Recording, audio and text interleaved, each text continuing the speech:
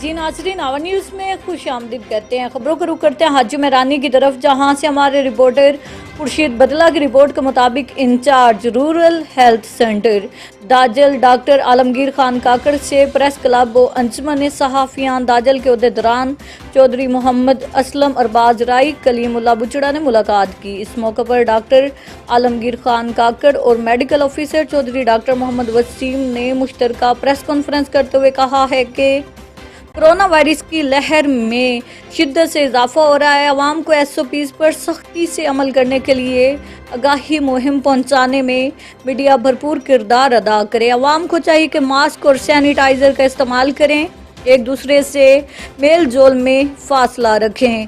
मजीद कहा है कि रूरल हेल्थ सेंटर दाजल में इलाज की गर्ज से आने वाले मरीजों को अद्वियात की बर वक्त फराहमी, एमरजेंसी में आवारा कुत्तों और सांप के काटने की वैक्सीन मरीजों को बला तफरीक मुहैया की जाएगी।